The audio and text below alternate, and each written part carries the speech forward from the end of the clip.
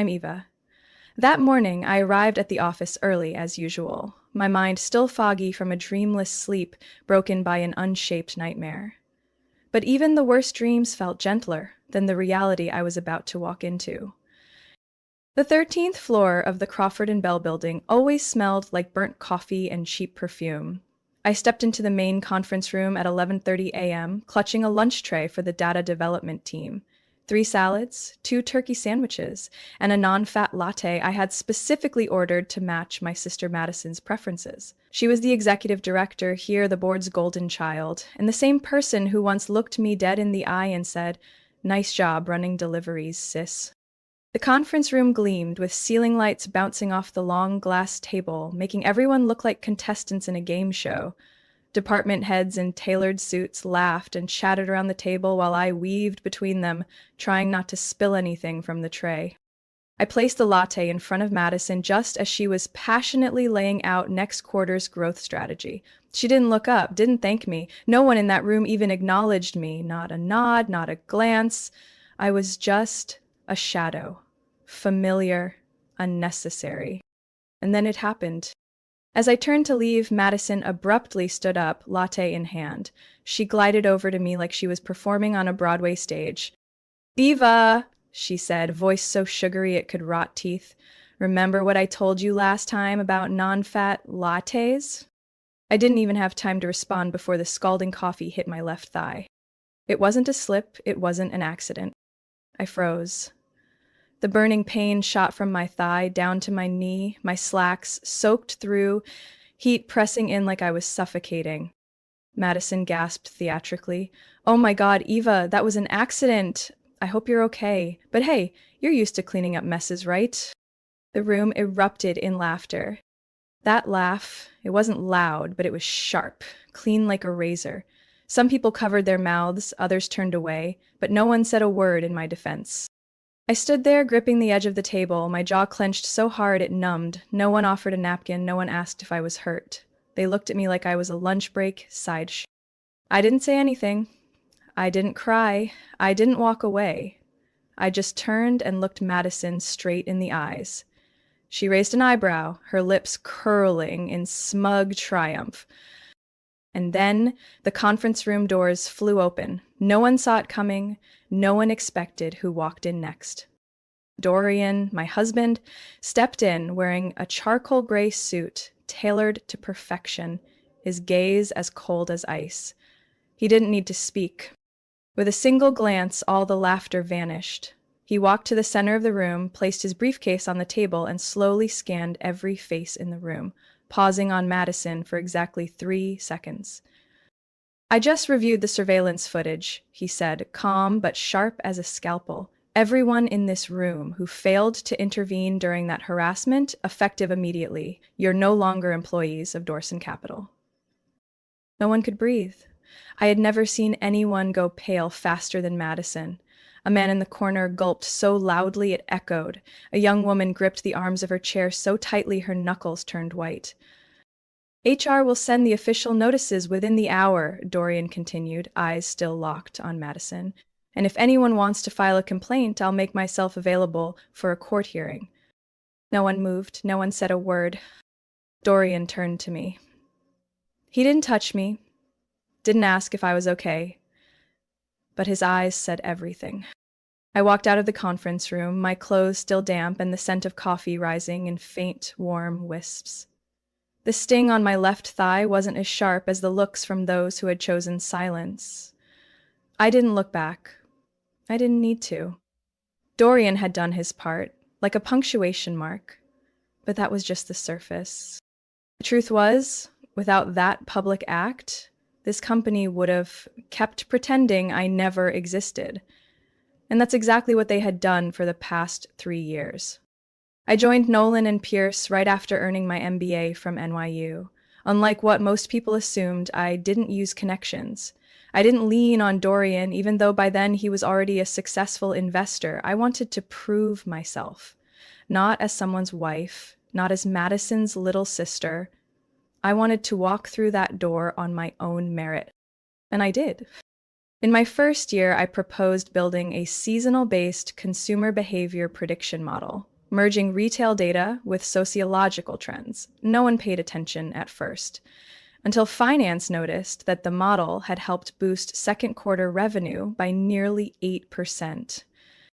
I thought I'd finally be recognized. Then one Monday morning, I saw Madison's presentation slides on the executive room screen. Her name was at the bottom right corner. The model was mine. From its structure to the algorithm, every line of code still bore my signature markers. I stayed silent. Back then, I told myself, it's fine, as long as the company grows. A month later, she was featured in the internal newsletter as the creative mind behind Q2 strategy. Not a single mention of me, no credit line. I got a short email from the HR manager. Thank you for your technical support. The next time I proposed launching a search trend analytics system using heat map data, Madison invited me to co-develop the project, then asked me to stay in the background for a more polished presentation. That's when I started to realize I was only allowed to shine in the dark. And everyone else? They didn't need much encouragement to follow along. I once saw a misforwarded internal email where the head of marketing, Alex Grant, joked, Eva should switch to running the cafeteria. At least she'd be seen there. An intern named Molly, who I had mentored for 3 months, accidentally sent a Slack message. Eva's the only person here whose role I still can't remember. The truth? They remembered. They just wanted me to believe I was nothing. One afternoon in March, I stepped into the elevator just as Madison and a few senior managers exited a meeting. They were chatting about an upcoming investor visit from Austin. As the doors began to close, Madison caught sight of me and casually said, loud enough for everyone, "Don't forget to refill the coffee, Eva. You missed the sugar last time."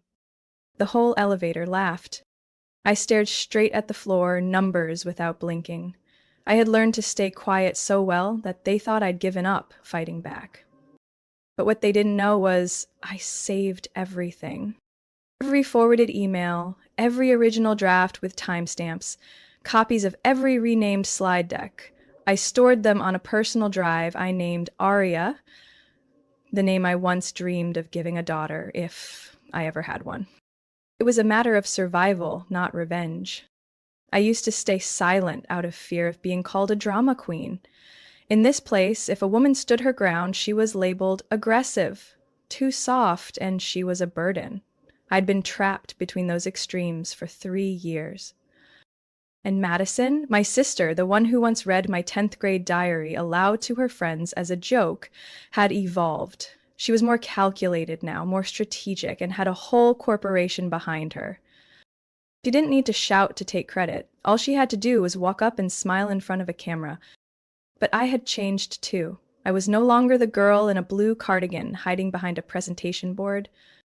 That morning, the wind was still, but the air in the first-floor lobby of Nolan and Pierce headquarters was tight enough to choke on. The reception staff wore new uniforms, the LED hallway lights were dimmed to a neutral hue, and the digital board slowly scrolled the words, "Welcome Mrs. Valerie Benton and the investors from Sterling Equity." Valerie Benton, my mother. Also a founding shareholder, and at 67, still moving every piece like a seasoned chess master. From charity galas to restructuring strategies, she always knew exactly where she stood and who she was pushing to the bottom. I stood about 3 steps away from the reception counter, holding a packet of documents I had prepared for the meeting. Madison had arrived early, seated comfortably in the VIP lounge, her hair neatly done, wearing a navy silk dress and pearl-colored heels, ones I knew for a fact Mom had picked for her. When Valerie walked in, she didn't glance around looking for me. The way she strode, confident, brisk, caused the younger staff near the pantry to leap up and greet her. I nodded slightly and said softly, "Hi, Mom." She gave me a quick side glance, no nod, no reply. Her look was like a fluorescent light, bright but cold, and completely devoid of warmth. When the investors from Sterling Equity arrived, she led them into the main hall. Each person received a company profile, one I had edited, rewritten, and polished line by line. But at the bottom, The name credited was solely Madison Benton, Chief Innovation Officer. I walked behind them, like an unnamed assistant. "Ladies and gentlemen," my mother said with poise and clarity, "let me introduce the person who led Nolan and Pierce through the post-COVID crisis, the mind behind all our technological transitions, my daughter, Madison Benton." Madison smiled, stepped forward, and shook hands with each investor. Polite applause followed. I stood next to the presentation screen, remote still in hand. No one turned toward me. No one asked, "Anyone else?" Valerie stood across the room, her eyes sweeping past me like I was a side table. Then she turned back to the audience, her voice dropping with deliberate weight. "This company is family, and in a family, we believe in those who create vision." The word create might as well have been bolded. I stepped back, slipping into the edge of the LED screen's shadow. As Madison delivered the speech fluently, I realized it was the exact draft I had written 2 days earlier. Only 3 sections had been altered. The rest, word for word, was mine. During the Q&A portion, an older investor, Mr. Harold Stanton, turned toward me, visibly puzzled. "And you are... Sorry, I don't see your name on the coordination list." I managed a calm smile. "I'm Eva Benton, head of the data modeling division." Valerie cut in immediately, her voice clipped and mechanical like a typewriter. "Eva supports behind the scenes. She's great with system operations. Madison handles the strategic direction." Support? That word again? I nodded, said nothing more. Speaking up now would seem disruptive, and I didn't need to because the air had already fractured long ago. At the end of the session, while the investors toured the office, I slipped away from the group. I needed a minute to breathe. I ducked into the data tech room, the coldest room on the floor, and leaned against a bookshelf, pressing down the cramp twisting in my stomach. On the desk lay a research funding contract with MIT, a deal I had spent nearly 4 months negotiating. I opened it to check the signatures. Madison, the CFO, not me. My name no longer existed on what I had created. I pulled out my phone, opened the ARIA folder, and snapped a picture of the document, not to threaten, but to remind myself I wasn't imagining it, that what was happening was real. When I returned to the hall, Madison was mingling with the crowd, holding a glass of white wine, laughing with Harold Stanton. Valerie stood beside her, beaming like she had just secured a Senate seat. I stood at the doorway, looking at the 3 of them. 2 people who brought me into this world and 1 who pushed me under it. And I thought, if this is family, why do I feel like the intruder? And in that moment, I knew one thing with certainty. I couldn't wait for someone to rescue me. I was going to rewrite my own place, line by line, with the same quiet they once mistook for weakness. I started with a black USB stick no bigger than a thumb, encrypted and never connected to any internal network. In my office, tucked between 2 rows of filing cabinets long forgotten by others, I set up a parallel storage system. Every evening, after my coworkers had left, I copied each original file, proprietary slides, experimental models, signed comparison charts, time stamps, final edits. I placed everything into a folder labeled 13A, an internal code tied to the first project ever stolen from me. Each piece of evidence was like a battery, small, but together, powerful enough to trigger an alarm. I also installed screen recording software on my office computer, configured so that every time a file bearing my name was modified by another IP, the system would automatically log it. In my email, I created a private label that forwarded every internal message related to my projects to a separate address under the name E-Rose. No one at Nolan and Pierce knew this address, except me and Dorian. Every action I took had a clear purpose. Not to retaliate, but to protect myself. I also began recording meetings where I was invited to observe, especially those where Madison presented strategies based on the models I had developed. During one virtual seminar with our Korean partners, I caught Madison responding to a question about the data structure. We built this entire framework from scratch with support from the tech department, but the concept was mine. She didn't even remember how to pronounce the name of the core algorithm. I didn't react. I simply saved the recording, clipped the relevant part, and labeled it stripped credit. About 3 weeks later, I received a LinkedIn message from Megan Riley, the strategy director at Whitestone Group, a tech firm specializing in healthcare data. Eva, I heard about the seasonal location model you developed. Tremendous potential. Could we schedule a conversation? We're looking for someone to lead our regional market integration team. I read the message 3 times, not because I was surprised, but because it felt like a quiet hand on my shoulder I hadn't realized I needed so much. We met at a cafe in Westwood. Megan showed up with cropped silver hair and a warm voice. No pressure, no tactics. "We don't poach," she said. "We're looking for people who truly understand the problem." She showed me the job description: Director of Applied Analytics for the region. Full authority to build a new team, a starting budget of $1 million, no approval needed from any family board. I didn't give an answer right away. I just said, "Thank you for seeing me." That night, I went home and opened the living room window that overlooked Century Bridge. The early June wind was dry and cold. I held a cup of tea, opened my laptop, and placed Megan's offer next to that day's backup packet. The 13 folder now contained more than 120 files. I typed a single line across the center of the email draft addressed to myself, with the subject, "If I disappear tomorrow, what will remain?" And I knew the answer, the truth. The second quarter strategy meeting was held in the 22nd floor conference room, reserved strictly for senior executives and strategic stakeholders. With a 60-seat capacity, an internal live stream system, and an LED screen large enough to make even sub-fonts legible. I wasn't officially invited, but I showed up anyway because I knew what was coming. The opening slide of Madison's presentation read, "Project Lumen, Terrain-Based Weather Behavior Analytics, exclusive from the Strategic Innovation Department." Nearly laughed. Strategic innovation here meant Madison, and that project was the exact model I had built from raw satellite data 4 months ago. She stood center stage in a silver-gray suit, eloquently presenting a 6-month market research process, proprietary layered analysis, and proprietary interpolation algorithms, all language directly lifted from my original report. When she reached slide 9, the comparison between shopping behavior in Phoenix and Milwaukee, I raised my hand. Every gaze shifted toward me. Madison froze for half a second, then smiled. "Eva, you have a question?" I stood up, calm, clear. "Would you mind sharing with the room the last time you were directly involved in building this model?" The silence dropped like someone had hit mute across the entire space. Madison was still smiling, but the corner of her mouth twitched. "Eva, I think there's some confusion here. This was a team effort."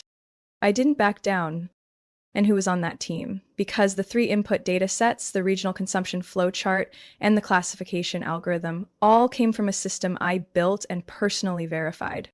Some murmurs broke out around me. Someone whispered, "Lumen was Eva's, wasn't it?" At the far end of the table, Matthew Reed, the chief technology officer, arched an eyebrow. "Eva," he said slowly, "do you have documentation regarding intellectual property within our system?" I nodded.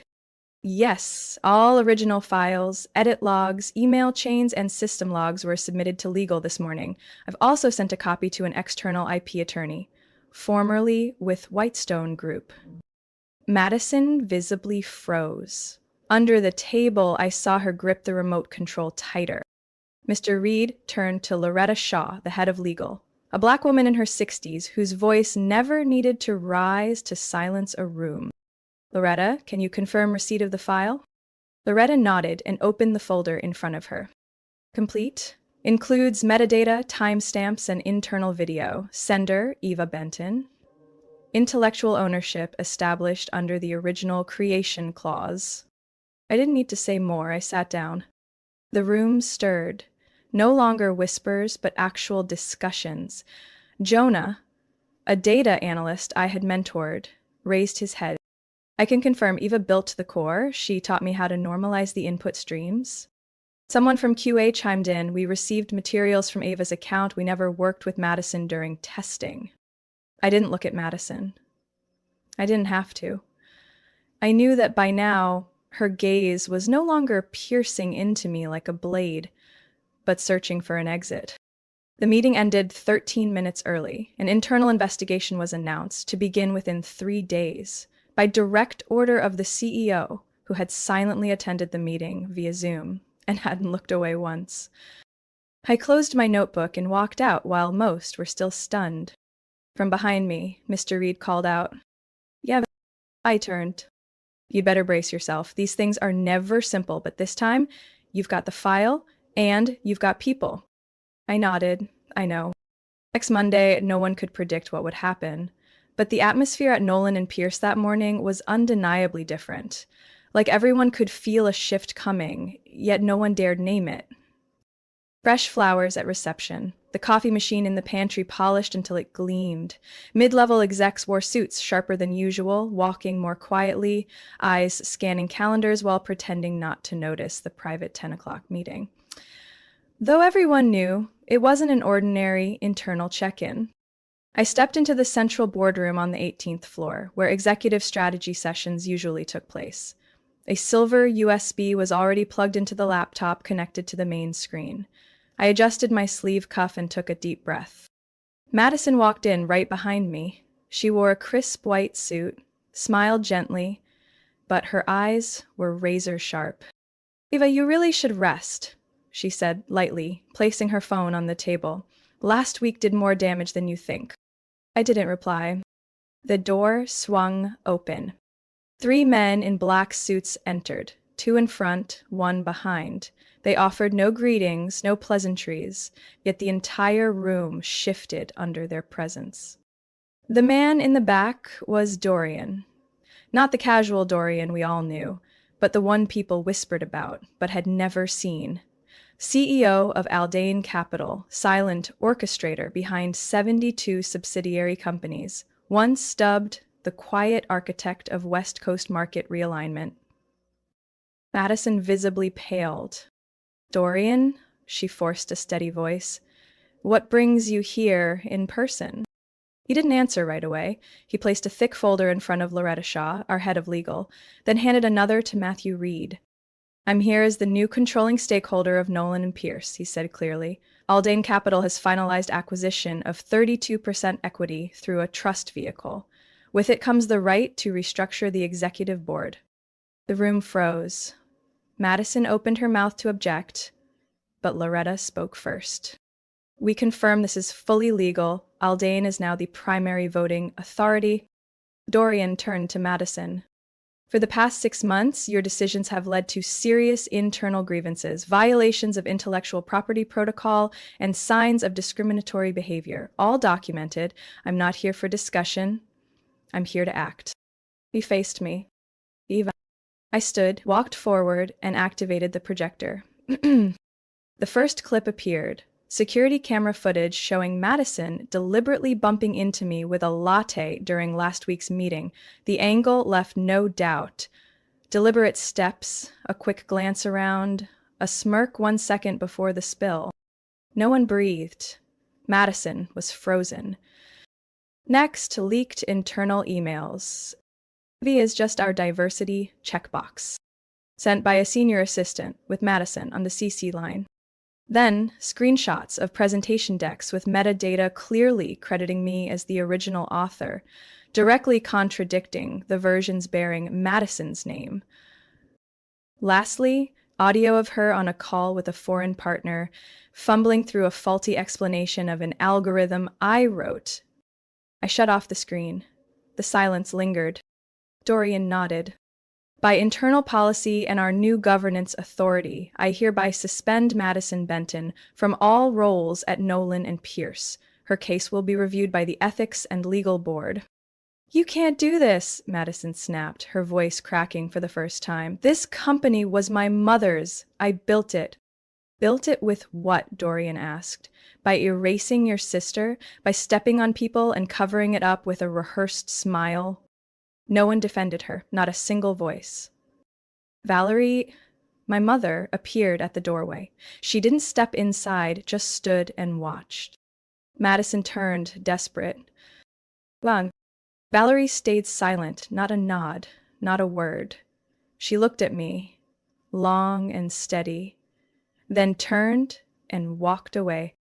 When the door shut behind her, I knew I'd never hear a "well done, sweetheart" from the woman who gave birth to me. But I also knew I didn't need it anymore. I unplugged the USB, returned to my seat, calm as if I'd never stood up. Dorian gathered the folders and handed them to Loretta.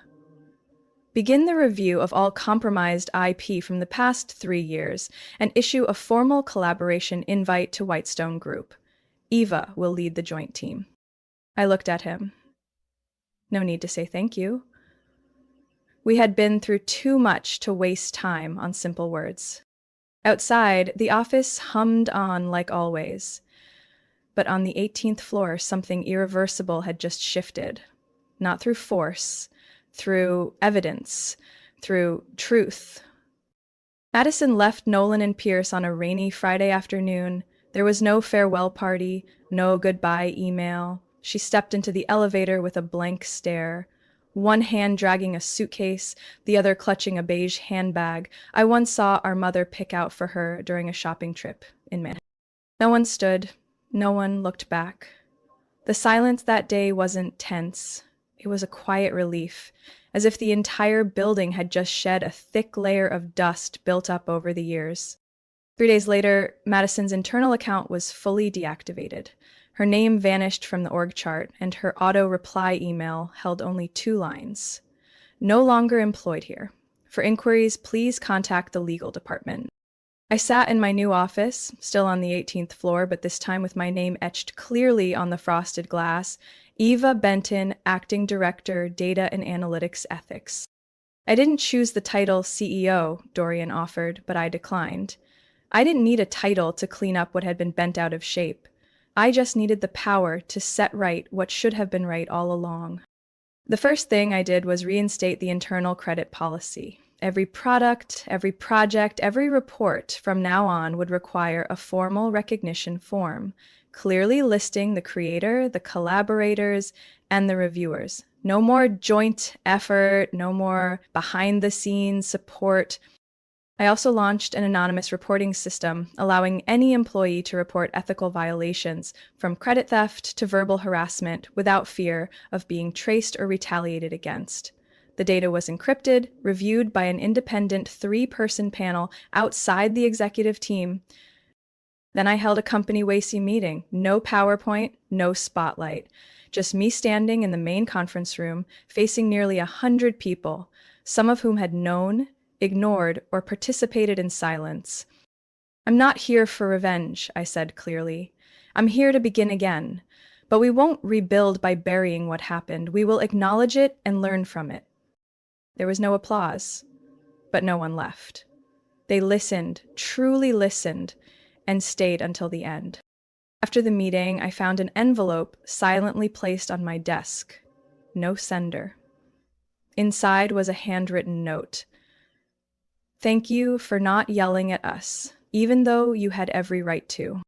Not long after, I signed a contract with Whitestone Group, not just as a technical partner, but as a strategic ethics partner. They agreed to fund the Data Builders Scholarship Program, aimed at supporting women of color pursuing studies in data science and information engineering. 4 students were selected in the first round. I didn't ask for transcripts. I only requested 3 things in their applications: a personal story, their motivation to change the tech industry, and one time they felt overlooked but couldn't speak up. One afternoon in early July, I returned to the office from a meeting at the Research Institute and saw Valerie, my mother, standing outside the glass wall of my office.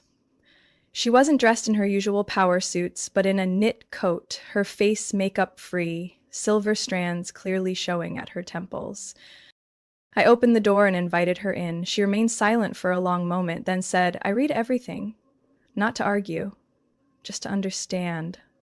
I didn't answer. She looked up at me, for the first time, without pride or judgment. I thought, I believed you needed to be corrected. Turns out I just didn't have the courage to accept that you didn't need anyone to draw your path for you. I poured her a cup of tea. No sugar, no milk. We didn't talk much, but the space between us was lighter than in any conversation before. When she left, she said only one thing. Don't let anyone rewrite your name again. I nodded. In August, Nolan and Pierce officially released its internal ethics code, the first in the data analytics industry to include specific protections for whistleblowers and formal recognition of intellectual contributions. An article in Fast Tech Review called it a quiet revolution led by someone who never raised her voice. I declined interviews. I didn't attend PR summits. I just worked. One evening, while I stayed late reviewing research forms, the maintenance worker came in. His name was Luis, the one who always quietly cleaned the 18th floor. He hesitated, then said, Eva, things are different now. No one's scared to take the wrong step anymore. I smiled. Thank you for letting me know that. When I locked up around 10 p.m., it had started to rain lightly. I stood under the awning, took a long breath, remembering the days I used to walk this hallway, coffee in hand, laptop weighing down my shoulder, unseen, unacknowledged.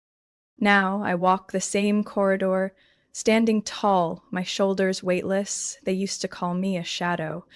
I didn't need to scream to change that. I just needed to keep the truth intact until the day it spoke for itself. Eva's story is a powerful reminder that strength doesn't always come from noise. Some people don't fight with shouting, but with quiet resolve that never backs down. In real life, if you've ever been pushed aside or seen your name vanish from something you built, remember, silence isn't surrender. It might be the preparation for truth to rise clearly at the right time and in a way that can't be erased. What do you think about Eva's journey? Was she too quiet, or was that calm her greatest power? Share your thoughts below, and don't forget to follow the channel for more deep, real-life stories about family and resilience.